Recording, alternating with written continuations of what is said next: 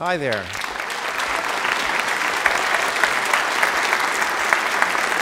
Hi. Thank you.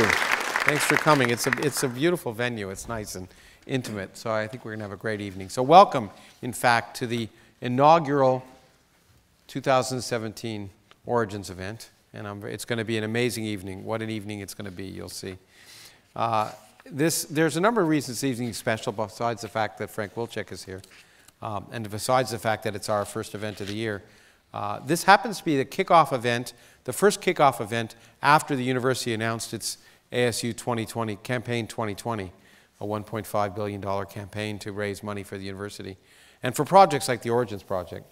So we are hoping that the community will help ASU, and we have big plans for Origins, and we hope that you'll consider things that you do to support the campaign will support our projects. So I encourage you to consider that, and since this is the opening event, I kind of feel we have a special obligation to mention on behalf of the university that your pockets will be empty by the time you leave this room.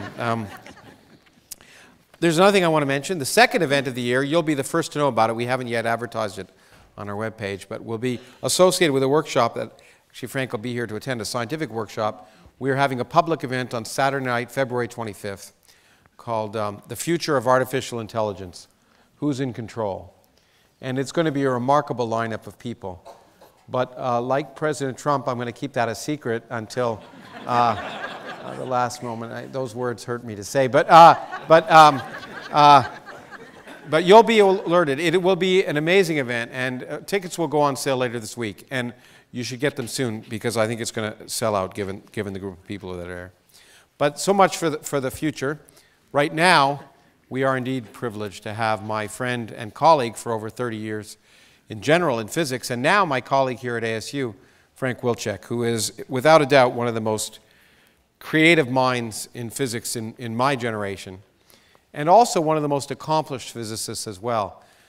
Following his thesis work at Princeton, when he switched from mathematics to physics, when he was 21, the work for which he did his thesis on is work which then, approximately 30 years later, he won the Nobel Prize for his thesis work in 2004 for effectively unveiling one of the four forces in nature.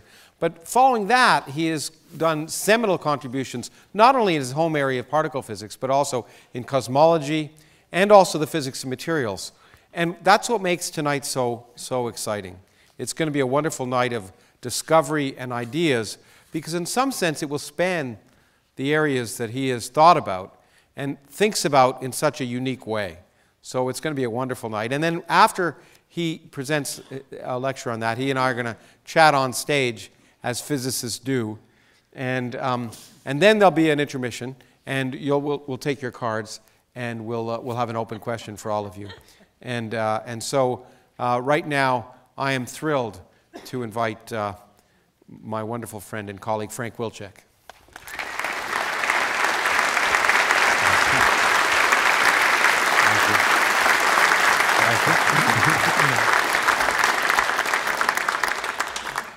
Well, thank you for coming, and I'm glad to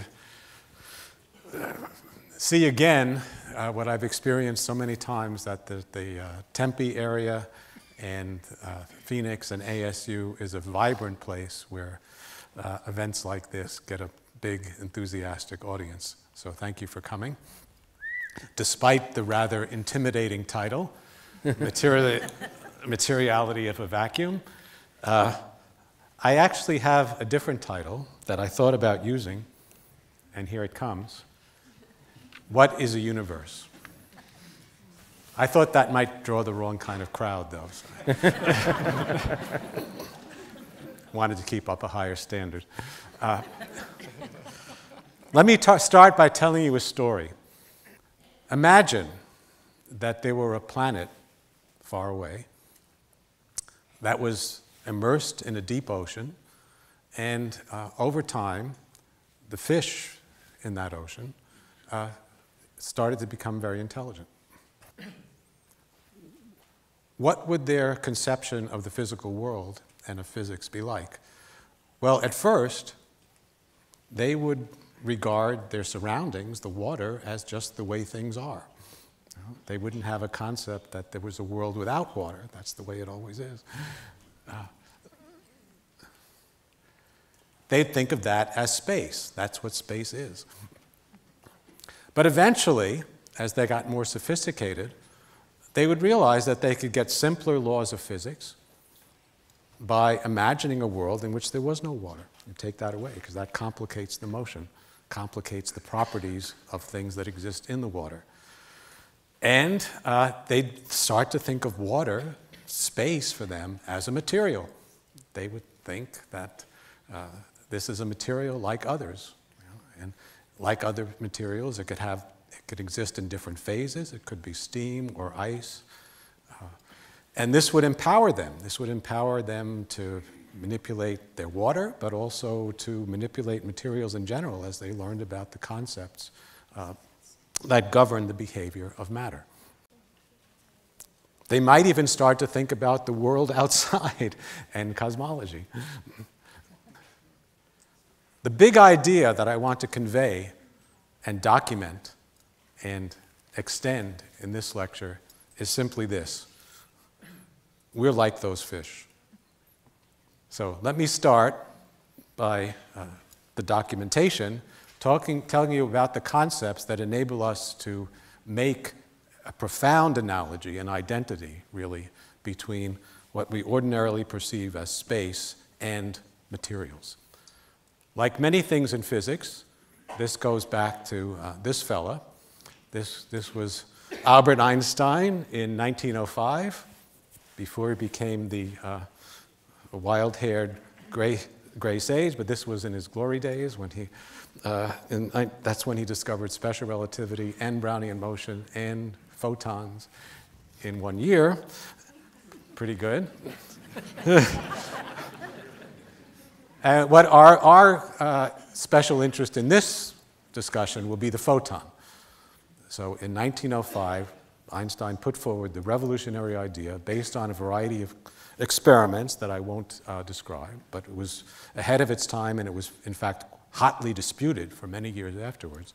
The idea that light actually comes in particles, in distinct packets of energy that have particle properties. Less celebrated, perhaps, less known to the general public, but I think equally profound and very germane to our topic, is that 2 years later, Einstein discovered that he could change one of the letters in photon and get another particle. These are phonons. These superficially are quite different. Phonons have to do with vibrations in crystals, whereas light was understood already at the beginning of the 20th century, and in fact since the mid-19th century, to be a phenomenon of electric and magnetic fields propagating through space, disturbances in electric and magnetic fields propagating through space. That superficially could not seem more different than vibrations in a solid like silicon. One's empty space, one's a solid, one's these kind of abstract things, electric and magnetic fields. The other is very concrete, it's the atoms in the solid moving. And yet, Einstein guessed that they would have crucial properties in common. The crucial property especially is that both of them come in discrete units, come in particles, effectively. That's hence photons, particles of light, and phonons, particles of vibration. So, switching metaphors slightly from fish in water to the citizens of Siliconia that live inside silicon, they would also consider their surroundings, the lump of silicon, as the default condition. That's space, that's what it is. And they would regard the phonons, these particles, as elementary particles. They would be, for all intents and purposes, the kind of particles that they dealt with in their existence, similarly to how we deal with photons.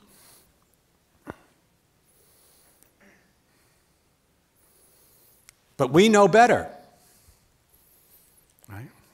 We know that their particles, those siliconian particles, are actually small disturbances in what they think, fools that they are, is empty space. But it's actually not. It's a material. The message of this lecture, again, is that according to modern physics, our elementary particles are also small disturbances, small excitations in empty space. So to elaborate on that and make it very concrete, to bring it home so you can internalize it, let me tell you what you're made out of. This is a picture of empty space. These are snapshots of empty space according to our deepest understanding of physics in what's called quantum chromodynamics, the theory of the strong force that Lawrence mentioned. What we perceive as empty space and what our eyes would see if they could see much smaller distances and resolve much faster times is actually a medium that's full of spontaneous activity. These are sometimes called virtual particles, sometimes called zero-point motion, sometimes called vacuum fluctuations, quantum fluctuations. Whatever you call them, they are fluctuations in the energy density of space on very short distance and time scales. And according to our theories, which have many other consequences we can check accurately and directly, this is what happens. The same kind of calculations that give this picture showing the distribution of energy in space when you take snapshots also allow us to calculate the mass of the proton and their properties very successfully. So in this picture, the brighter colors indicate a higher density of energy, and the lesser colors are lesser energy. And you can see that there's weather in space all the time. It's spontaneous, self-driven weather. Here's an animation of it, a movie, where you cut away some of the regions with not so much energy, so you can actually look inside, and you don't do such complicated. You do cruder calculations, so you can make a movie out of it. But this gives you an idea that inside all of us, all the time, there are these and everywhere in empty space too, there are these fluctuations that make the world kind of a gigantic lava lamp. Now, what about that space? That's empty space. All this activity going on all the time, all these fluctuations. What are we? Well, here's what we are.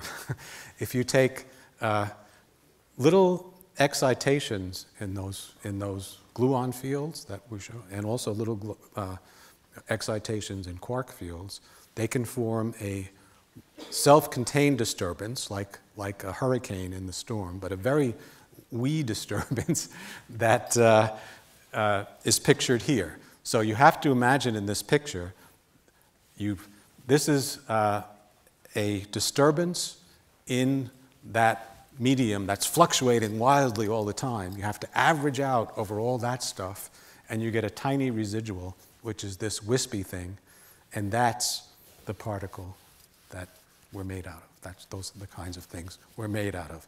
Little disturbances, analogous to disturbances of the crystal that make phonons.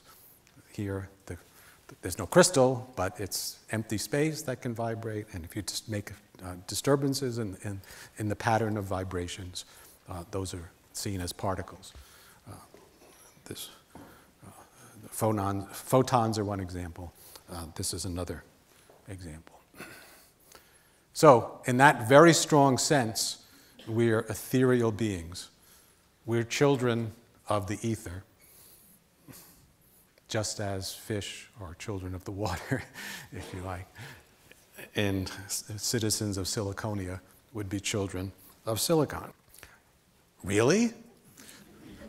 Didn't you read that ether is totally discredited? That it was something that went out with the theory of relativity in 1905? Well, let's revisit the history. First of all, what was the ether, or what is the ether? The original ether was something that was postulated by James Clerk Maxwell, the great hero of 19th century physics, usually regarded together with Newton and Einstein as the triad, the holy trinity of theoretical physics, and my favorite, actually. He was trying to put together the laws of electricity and magnetism, as they were known at that time, into a consistent system. And he thought it would be useful to make a consistent set of equations to make a mechanical model that would be consistent, because it's a model and you know how mechanics work. So if you can find a model that has things that behave like electric fields and magnetic fields and make it fully consistent, it might have other surprising properties that would improve the equations. That was his strategy. And he succeeded. He made a model, very complicated, with magnetic fields described as vortices that spun around, and the electric fields were little greased balls that circulated around the vortices. This is a picture of it. And he got equations that way from this model that to this day we call Maxwell's equations, that are the successful equations of electricity and magnetism. He had to change things that weren't consistent with this picture. But then, having made the model, he threw it away because he said, okay, I've shown these equations are consistent. However I got there, you don't have to believe that. But there's some kind of substance, maybe not this particular arrangement of balls and vortices, but some kind of substance that supports the electric and magnetic fields, and he called it the ether. And Maxwell loved this idea. This is, to me, a really touching testimony. He was a very religious man, too, as you can see from this quote. He said, "The vast interplanetary and interstellar regions will no longer be regarded as waste places in the universe, which the Creator has not seen fit to fill with the symbols of the manifold order of His kingdom. We shall find them to be already full of this wonderful medium, so full that no human power can remove them from the smallest portion of space or produce the slightest flaw in its infinite continuity." So Maxwell loved his ether, and it's inspiring to think that space is not empty, that it's full. You know, nothing is wasted, and that, unfortunately, this same guy, 1905, in his relativity work, famously uttered the sentence that the introduction of a luminiferous ether will prove to be superfluous. So he worked from exactly the same equations as Maxwell. It's very ironic. He used in fact, it was Maxwell's study of Maxwell's equations that led him to special relativity. But whereas Maxwell loved the idea that there's a medium that supports it, Einstein really didn't like it at first because the medium would have to have very strange properties, namely the properties that he wanted in special relativity. And he thought that was absurd. No material could have that property, so the heck with it. Well, he grew up, and by 1920, just before he got his Nobel Prize for the photon in 1921, this picture is his Nobel Prize picture, actually. He wrote, that more careful reflection teaches us, however, that the special theory of relativity does not compel us to deny ether. What it means is that if you have an ether, it has to obey the equations of special relativity, not Newtonian mechanics. But that's fine. Special relativity is good. There's not really a contradiction. So it took Einstein 15 years to wise up, but that's what it is. Indeed, Einstein's general relativity made space-time itself a dynamic material, an ether if ever there was one. space has many properties that you would think of as associated with the material in general relativity. It can weigh.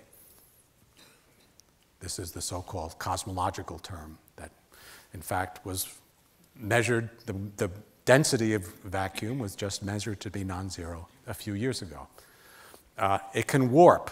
It can bend. This, according to general relativity, in fact, is how gravity works.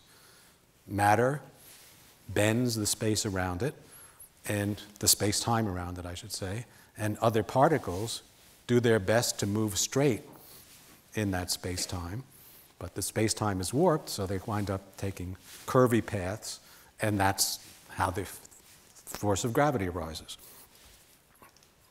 You have to work out the equations, but that's the leading idea.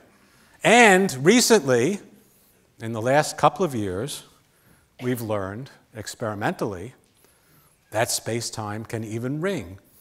These are called gravitational waves. If you have a disturbance, like throwing a stone into an ocean, but now you're throwing an excitation into space-time, the space-time reacts by sending out waves, these gravitational waves that can be detected very, very far away if you have sensitive enough instruments. And this was discovered a little over a year ago, finally observed in an extraordinary feat of engineering and science.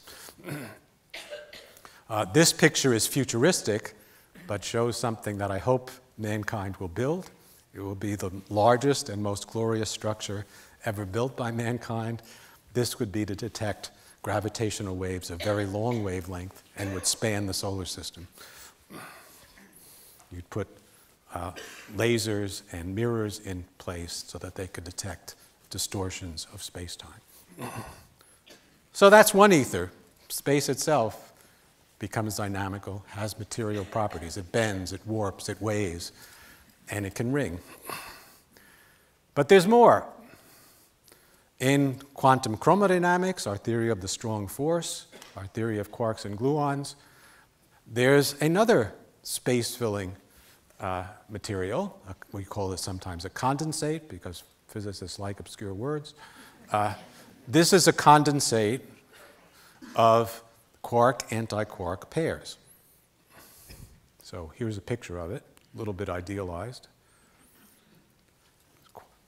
Quarks and anti. So you have to imagine that everywhere in space there's this condensate, like a cloud, of quark and antiquark pairs. Okay, in this picture, the little bars over the letters indicate that they're anti-quarks. So they're UD and S quarks, and anti-U, anti-D, and anti-S. So according to QCD, this material, this stuff, is filling space. How do we know? Well, it turns out that it's very much like the silicon and phonon story.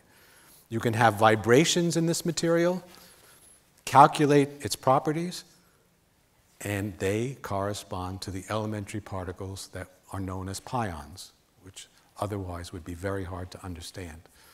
And so this is eerily like the old idea of a luminiferous ether whose vibrations gave light. For photons, it has to be what we call empty space, but that's, I hope I'm convincing you, a kind of material.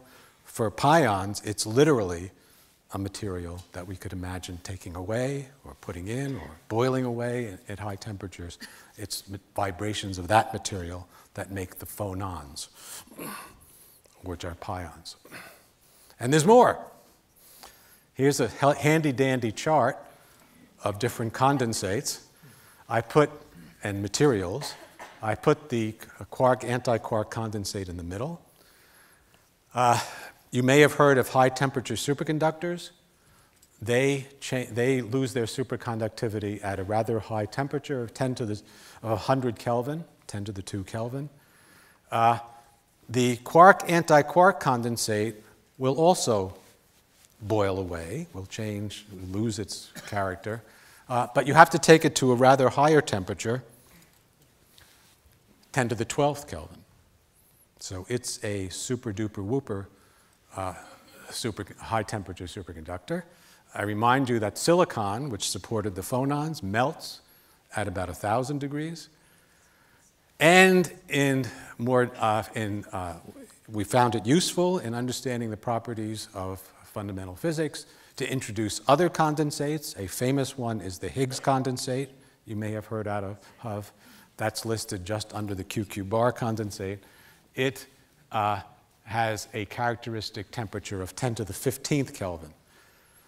And we believe, based on our theories, that in the Big Bang, where temperatures like that were achieved, that also would have melted. So the quark and antiquark condensate melts, and the similar Higgs condensate melts, changing the properties of all the particles. The pions behave in very different, cease to exist, basically, once the quark-antiquark condensate goes away. And the Higgs particle would also have very different properties, and many particles that now have mass would lose their mass at those very high temperatures.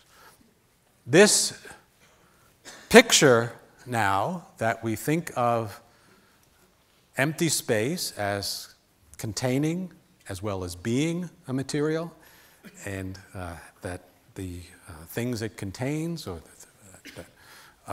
can melt, can change properties at high temperatures, can exist in different phases, just as water exists as ice or steam or liquid water, enables us to think new ideas in cosmology.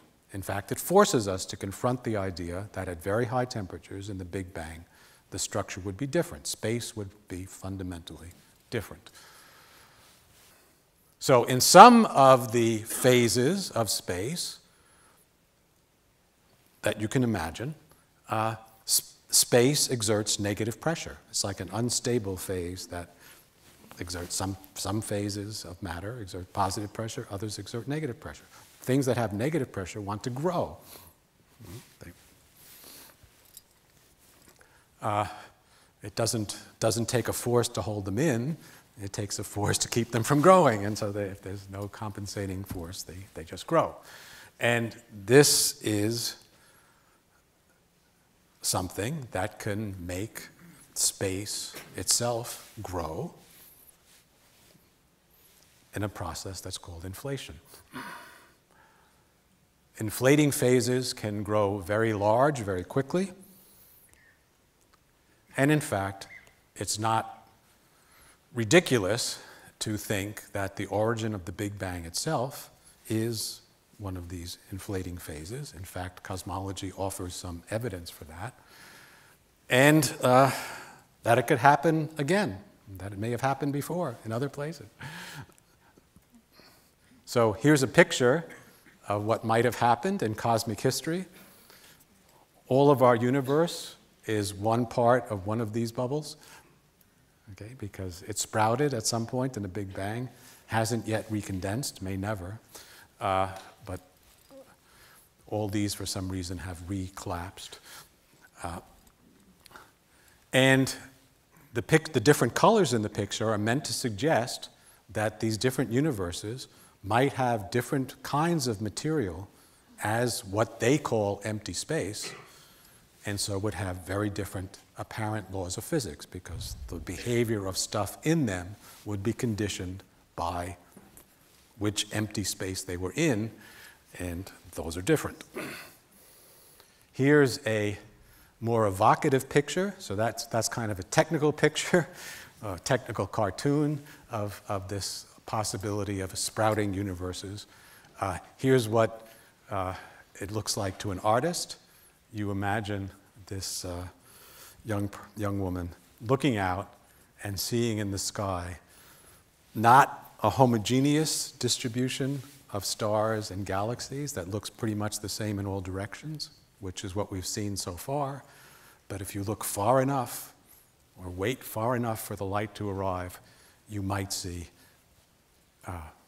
quite different laws of physics and behaviors existing very far away. Now, these are still somewhat speculative ideas. I would say 50 years ago they would have been regarded as absolutely crazy. Now they're regarded as the frontier of physics. Maybe still crazy, but a lot more respectable. Well, staring in wonder at these possibilities or thinking abstractly about them and speculating is awesome. It's fun, but it's a little passive. Right? Can we do something more active? Can we be creators of new universes? Yes, we can. Once we know that the key to a universe is its material substrate, be it silicon or be it water, we can think about different universes based on different material substrates. We can even consider universes which have lower dimension than 2. That's particularly easy because it doesn't take much material to make such a universe. Right? But you can have creatures, you can imagine creatures that live out their lives in 2-dimensional materials. They would think that's the universe, and they would think that that material is space. So, for instance, graphene is a remarkable substance that, again, was only discovered a few years ago. It's single-layer carbon, so it's a 2-dimensional world, has all kinds of potential uses and remarkable properties. And one property is that you can build apartment buildings in flatland. So 2-dimensional creatures could have places to live that would be very attractive. And you can also use this for useful things like filtering chemicals, but that's by the by. I'd like to mention one particularly remarkable thing that I've been involved in and is now becoming extremely popular and even attracting big bucks of investment. In some materials, in 2 dimensions, it turns out for consistency reason, it has to be 2-dimensional worlds. There are emergent particles, so the same sort of thing as phonons or pions or photons. But in all cases, the properties of the particles are conditional on what the properties of the material they're arising from is. And in some of these materials that we can design and think about, the particles have a remarkable property. They have memories. These are really smart particles. They're called anyons if they have memories. This was something that was only shown to, or imagined to be theoretically possible in the mid-1980s, and it's only now that experimentalists are finally catching up with it. Here's what a really powerful particle looks like, an enyon. Large numbers of anyons, so a single enyon has kind of a primitive memory, but large numbers of anyons can have a powerful collective memory. Each one affects the others, and you can have a gigantic sort of multiplication of memories. So it's as if each enyon enabled you to, each enyon that you add enables you to double the size of the memory. So that gets very large very fast. People are working to build a kind of new computer that exploits that possibility. These are called topological quantum computers. And to show how serious this is, Microsoft is investing in it in a substantial way. So, in the future, the favorite and most powerful location of intelligence might be in flatland. It's a case where less is more, where having these possibilities gives you better ways of thinking, if you like. And maybe we can look forward someday to the grateful, super intelligent creatures of flatland thanking us for creating them. So, there we are. So I hope I've intrigued you with the idea, the big idea, that space is just another material. That empowers us in 2 ways. It allows us to imagine other kinds of space far away as locations for cosmology, but it also allows us to think creatively about making our own universes with new and interesting properties. So thank you very much.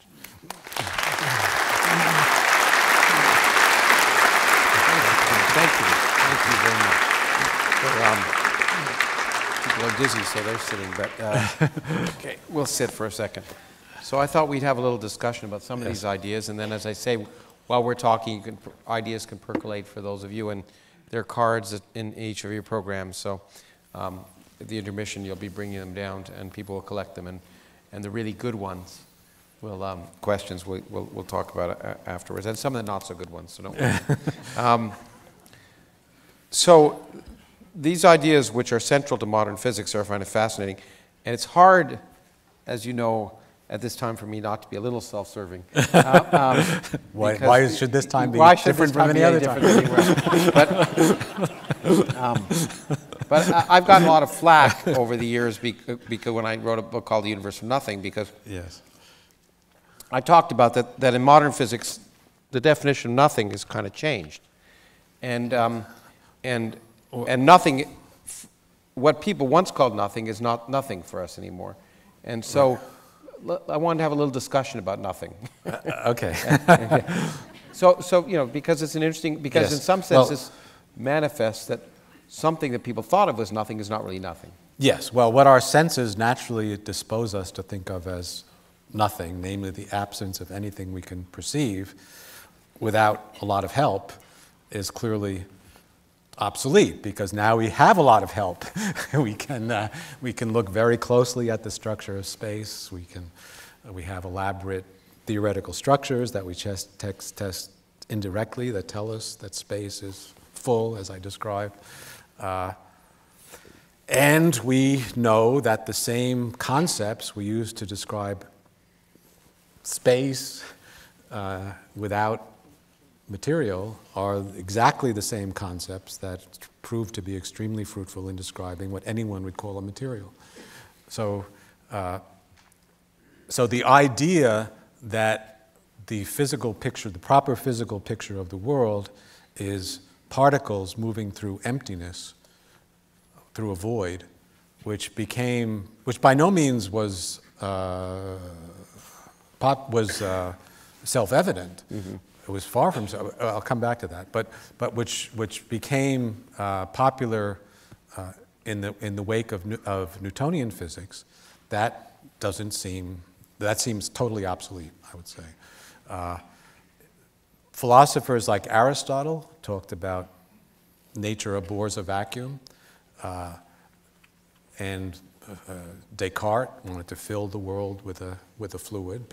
People didn't naturally think of space as empty until the tremendous success of Newtonian mechanics, which was based, and his picture of the solar system and planets, which was based on the idea that you had particles moving through space that didn't have any independent properties. You know? So I like to make but now we know better. I mean, Newton's picture is wonderful for its time and had many successes, but now, as we've looked deeper, it's become more and more clear that we can't maintain that picture, we have to use space as a dynamical medium. It bends, it shakes, it weighs, and there are all these ethers that support spontaneous activity and pions and so forth. So I like to make a distinction between vacuum and void, which is, I think, what you're heading towards. So void is the idea that was inspired by Newtonian physics, that space is just like a stage with no actors on it, and the actors go on the stage and do their thing, but the stage is just a platform, doesn't have any independent properties. Whereas that would be a void. A vacuum is something else. A vacuum, to us in physics, people commonly talk about a vacuum as what you get if you remove everything you can easily, or even with a lot of effort. But that, we've learned, doesn't deserve to be called empty, because it contains a lot of structure, a lot of activity, and we can't understand the behavior of the things we do see if we don't ascribe space itself those properties. So space is not a void.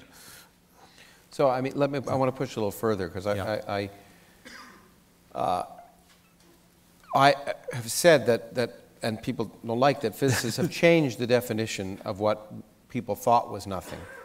And that, at least it seems to me that that one would say that, and I think it reinforced by what you said, is that that what people thought was nothing, namely empty spaces, that nothing is really not different than something at all. There's no real difference in that kind of nothing, if you mean what people thought of as empty space, and stuff, and the siliconia. It's just almost semantics. I think that's the deep message of what I was saying. Yes, that, well, I put it another way, again, it's vacuum is not void. Void. Now, I want to ask your the absence of particles, the absence of excitations is not the absence of structure any more than if you take a lump of silicon and cool it to absolute zero, so it has no excitations at all. It's still a lump of silicon. It's still a material. So, but I want to take it a step further to push you to, because I'm not sure we agree, but we'll see. You're trying not to well, make but hopefully we do, because I'm right. But no. But you eloquently point out that space itself is a material. Yes. And so, by any reasonable definition. By any reasonable definition. Yes. And in fact, since in a quantum theory space itself fluctuates, then the absence of space is just another kind of nothing, but it's really not that different than the other kinds of nothing. So even having no space, in some sense, is not that different than having space. It's just, well, it seems pretty different to me. I mean, in the sense that you're popping universes out of empty space. I'm reminded of what St. Augustine said about someone who questioned the existence of hell. They said, well, where is hell? And he said, well, that's where people who ask questions like that go. Well, I've never been afraid of hell, so I'm going to continue to since it doesn't exist. The other definition of space is what there is, so that things aren't all on top of each other, and time is what prevents everything from happening at once. But I mean, if we extend our minds, but that's kind of a minimal definition of space and time. That's kind of the void that has no other properties except to be a repository for where actual stuff might be, and where nothing is, where no particles are, that there's strictly nothing, right? And has no dynamics, has no properties, and that seemed very plausible. And that was the picture that Newtonian mechanics was based on. So, but no longer does. No longer even remotely seems plausible. But I guess if we can think of a meta, I mean, we're used to thinking in terms of space, but we now think of space as something from which particles can pop in and out of existence and do all the time. But in some sense, if gravity is a quantum theory, then we have to think of sort of the absence of space as being a potential for whole universes to pop in and out of existence at any time. And it's sort of one extra extension of where you're heading. Because in the picture of quantum gravity, that's what's happening.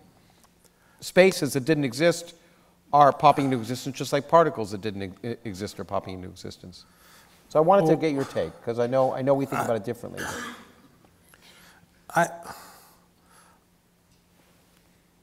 I'm uneasy with that. I think, there are all kinds of fluctuations, that's true.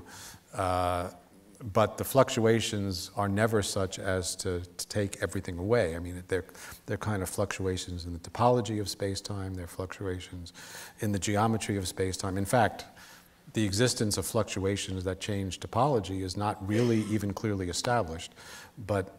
So there are fluctuations. But you can certainly speculate about creating a closed universe where there was none.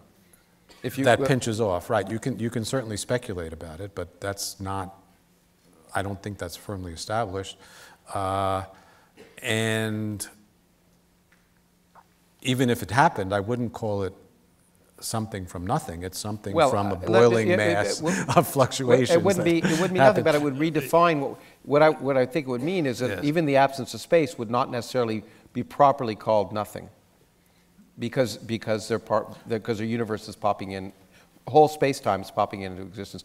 I mean, what I mean is that that we keep changing what we think of as nothing. That I agree with. Yes, we agree with well, that. let's. I wanted to push as far as I could in that one, but let me push in another direction.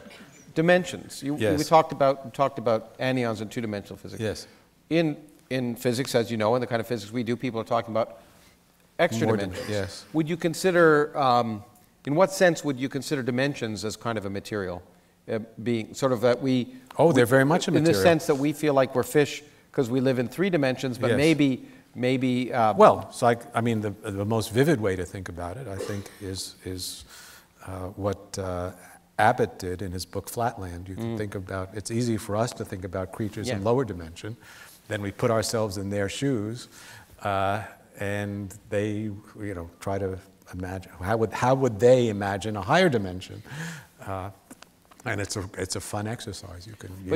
And we can do the same thing. We can easily imagine. It's easy to now with modern mathematics. It's very easy. In fact, it's hard to stop yourself from writing extra dimensions. It's just you write down 4 coordinates instead of 3. And why not? Why not? Well, in fact, in many other contexts, we routinely use spaces of high dimension to describe colors, to describe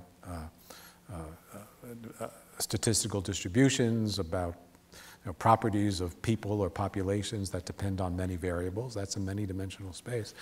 So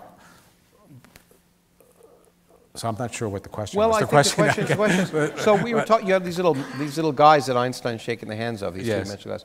So, I can see it over there, I can't see up here, but it doesn't matter. So, in what sense do you think it might be productive to think of ourselves as little 3-dimensional guys shaking the hand of a 4-dimensional? The properties of our universe may be, as many people think, a remnant of a higher dimensional space. It certainly is a coherent theoretical possibility that one should explore, and one can imagine it's mind-stretching if nothing else.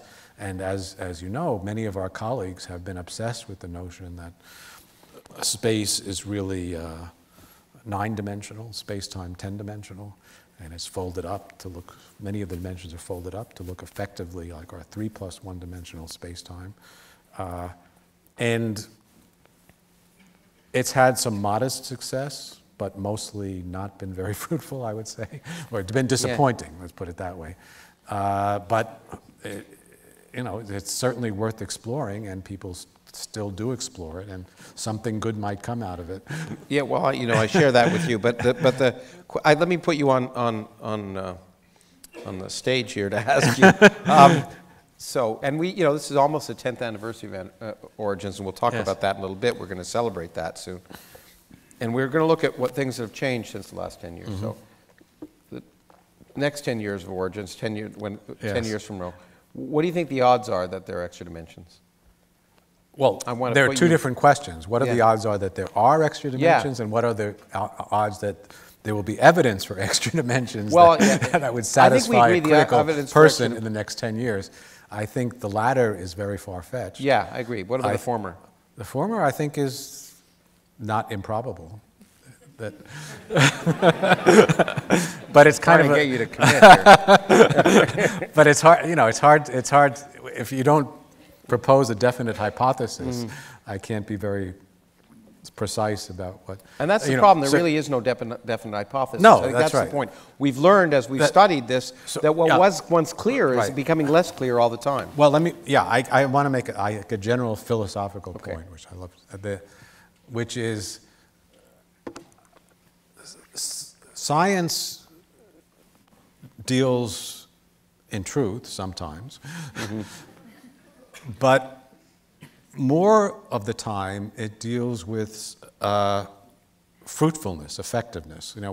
We're ready to think of principles that are true and have worked for a while, but we can discard them. Yeah. And often in history, people have had to discard ideas that seemed very successful, like Newtonian void. Now, if you ask me, are there extra dimensions, that sounds like a statement about true or false. But to me, that it doesn't have any definite meaning as a question about true and false. It has a question about effectiveness and fruitfulness. That I understand how to address.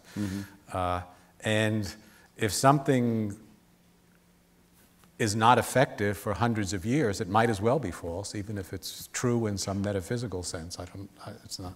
Well, let me make, okay, we'll leave this topic in a second, but I want to hit one more thing. All right. So this idea that there have been extra dimensions, you and I have had to deal with in particle physics for, it's been around for longer, but really becoming a key fad for about 30 years. And more than 40 now. No, 30, 1984, 30, the big string revolution, something like right, that. That's right, yeah. Would you say you think it's more likely or less likely now after 30 years, based on the fruitfulness or lack thereof? Well, okay, the thing I feel comfortable in saying is that there was a brief time around 1984 when it seemed to many people that a grand synthesis was in the air, where these ideas about extra dimensions would explain a lot of things we know about the world that we that seem either poorly understood, poorly motivated, or just not understood today. And so at that time, I wasn't convinced, but but I would have said that there were real possibilities that within 5 years, the extra dimensions would have proved to be very fruitful and established as secure, scientific, fruitful principles. Now, I don't think it's likely at all that it'll be proved in the next 5 years. So there's been, in that sense, negative progress. Yeah, okay, well, I kind of wanted to lead you to say that. But, so you heard it here. Although some people, one last thing, some people have said that dimensions themselves are as illusory as particles, that the idea of a dimension is kind of artificial. And as you know, that one person's four-dimensional universe could be another person's five-dimensional universe. And that idea has had some truthfulness as an application. Well, yes, why stop there? I mean, computers can draw pictures of spaces of high enough, any number of dimensions that you want, but when you come down to it, computer code is based on strings of zeros and ones. Yeah. So depending on whether your sense of humor, you could say that's a one-dimensional space, just a lot of zeros and ones, or a zero-dimensional space because they're discrete. You can represent one thing in terms of another. There's no, that's very common in mathematics. And so there's no, unless you tell me what you mean by the statement that space is four-dimensional, operationally, in terms of things I can calculate and things I can check, okay, if you want to say the world is two-dimensional I think you've got a lot of explaining to do, but okay. but I don't think it's impossible. You can make, you can make topographic maps of Tempe, and it's two-dimensional and still represents Tempe. But whether it's a question of fruitfulness. Does this bizarre attitude buy you any success? And we'll see. I don't know. Well, one of your favorite, I will say, remind you of one of my favorite quotes here is regarding one of these versions called string theory, where you said string theory is very promising. And it keeps promising and promising. Let's go to the real world. And there's one thing you mentioned, and I don't think people, it was hidden there, and it's something that I think is fascinating and related to the current model of particle physics. And since I have just written about it in my new book, it's on my mind, which is you mentioned the word superconductor, yes. But I want you to elaborate on the statement that people don't realize it. So we're like fish in the water, but more than that, in a very real and exact way, yes, we are like people living in a superconductor. Right. And I thought it may be fun to discuss that a little bit. Okay, I censored myself because that's a little technical, but I can try. To resuscitate. I'll leave you alone if we need to. But yeah. Okay. So superconductors are materials that well, they're common materials. Aluminum is one, for instance, that if you cool it down to an extremely low temperature, behaves quite differently than it has what's called a phase transition, like, broadly speaking, the difference between liquid and solid water, but this is a change in more subtle properties. It goes from being a mediocre conductor of electricity to a very good conductor of electricity if you cool it down enough. A superconductor of electricity, perfect conductor. In principle, you can set up currents in a loop of this stuff and they'll last forever. They won't generate heat and dissipate. They don't need a battery, just keep going. Now, a deep characterization of superconductors, which sounds quite different but turns out to be closely related to this property, is that if you try to put a magnetic field into a superconductor, it won't let you. It will set up currents that cancel the magnetic field that you try to impose. And that means that photons, or the things that make magnetic fields, can't penetrate very far into these materials. If you look at the equations that the photons in a superconductor behave, it turns out that instead of being massless particles that can exert influences over long distances, inside a superconductor, photons are massive particles. So they obey the equations of particles that have non-zero mass, which are less beautiful equations, but valid equations that describe how photons behave inside superconductors. Now, in our models of particle physics, we have especially beautiful equations for particles of zero mass. Those have wonderful properties. However, some of the particles we'd like to describe as having zero mass, they don't. But then we remember the superconductors say that, well, inside some kinds of materials, photons have mass. So we say maybe there's something like that going on in space. Maybe we're living in a different kind of superconductor that doesn't make photons have mass, but would make these other particles, the so-called W and Z bosons, have mass. And that idea turns out to be extremely fruitful. It's been used as the basis of what's called the standard model of electroweak interactions with great success since the 1970s, and experimentalists have tried very hard to knock it down. They would get Nobel Prizes if they disproved it, and they haven't. I mean, it just looked better and better. So this picture for many years was gathering evidence, but there was one key element missing. Yeah. We didn't know what this material, this so-called, what the material was, what the superconductor was made out of. It's not an ordinary superconductor that's made out of electrons and nuclei, clearly. It's something else that fills space. And what was postulated and what made the equations work was something called the Higgs field, which is broadly similar to this quark-antiquark condensate I mentioned to you.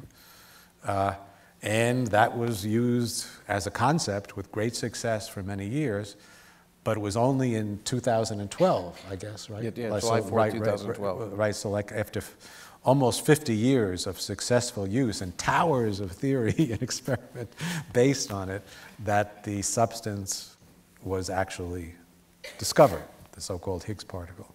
So this was a tremendous triumph of and I just find it fascinating. It's so fascinating. That's what my new book is about. But no, seriously, because it is not understood. We live in. There's this. It's as explicit as anything you said. Yes. There's a Higgs field everywhere. If you want to think of a material, and if that material wasn't there, we wouldn't have mass, and we are literally like beings living in a superconductor would think photons were.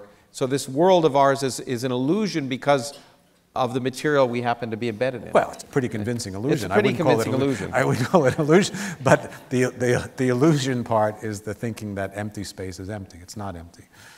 And to thinking that the particles that have mass always do, and it's the natural way of being. Yes, that's right. But if you went outside, the ocean, if you're a fish, you'd learn Yeah, very you'd differently. You'd learn things that were quite different. And it's amazing. If you had enough imagination, you could have anticipated that while you were still in the water. Yeah, yeah. And that's sort of what we did. That's exactly what we did. Right. Except, exactly. And we built the Large Hadron Collider to sort of poke out outside the That's water right. a little bit. Yes. And it's really a testament to the best of what it means being human. And in the last few weeks, we've witnessed the worst. So anyway, Well, I hope we've witnessed the worst. Yeah, I hope so. Okay, two more things. I wanted to keep coming down to Earth here, and that is part of Earth. But this notion, which is so fruitful, of thinking of the universe as a medium and materials and space as being, has, as you've pointed out, and as we just discussed, has come a long way. Yes. We have by no means all the answers, and we have this beautiful standard model that isn't quite complete, because the Higgs is there. We don't know why it's there. Well, yeah, I mean, we also don't know what the dark matter. Yeah, there are things that are definitely not There's described. a lot of so again, I'm going to ask you to think, where do you think the most fruitful area lies in the next few years of beyond what we would call beyond the standard model? Well, people have to discover axions. These particles I introduced. You invented, but besides that. That make the dark matter and enable us to understand much better why the laws of physics look accurately the same forwards and backwards in time. I think I mean, this gets a little technical, but something called electric dipole moments that also relate to this difference between behavior forwards and backwards in time.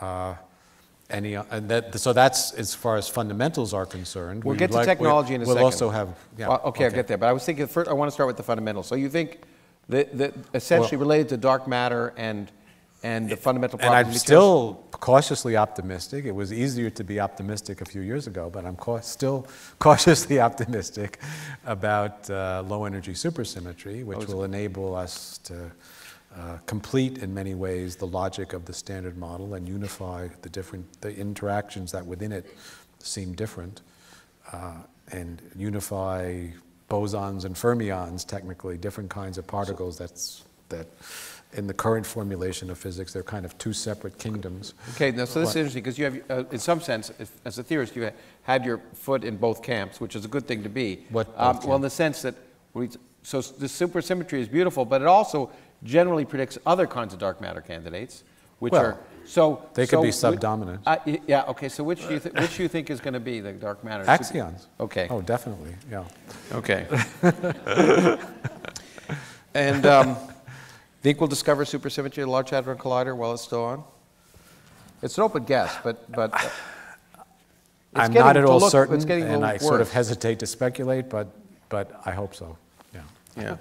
I think the indirect evidence is really strong. The fact that there are indirect calculations that I performed actually that work only if you have relatively light particles that are supersymmetric partners of the particles we know about, and it's all a question of how light are relatively light particles.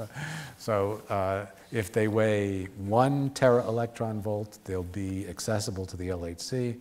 If they weigh 20 tera-electron volts, they won't be, and the theory is not really adequate to distinguish those two cases. So it's nerve-wracking and frustrating and annoying, but we just have to wait.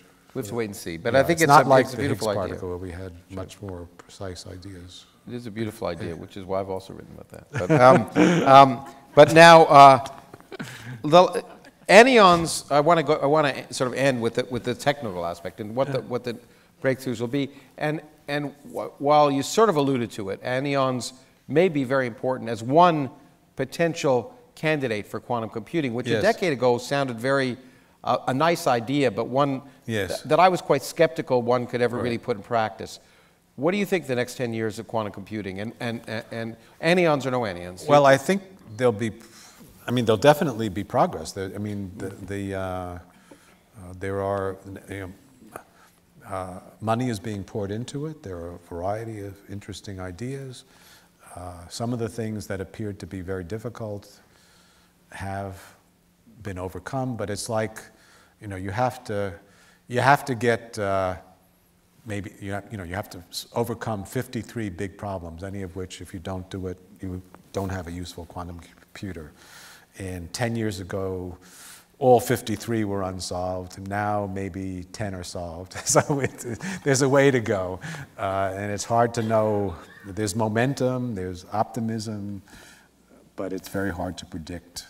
It's not, I don't think there's a fundamental problem. The problems are problems of engineering and scaling things up. And quantum computers are very delicate. And the quantum part of quantum computers is very delicate and easily messed up. So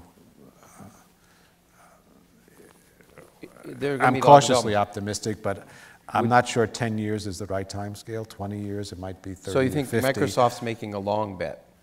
Yes. Well, Okay. long meaning I would be shocked if there was a useful quantum computer within 5 years or even 10 years. I'd be happy to be shocked, but I wouldn't be shocked.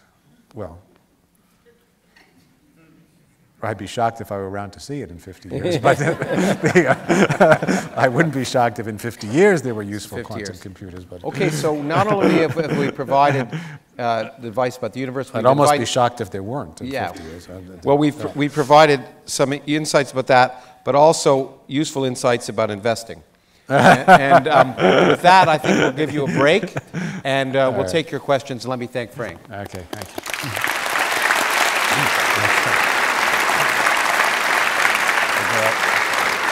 See you in a few minutes.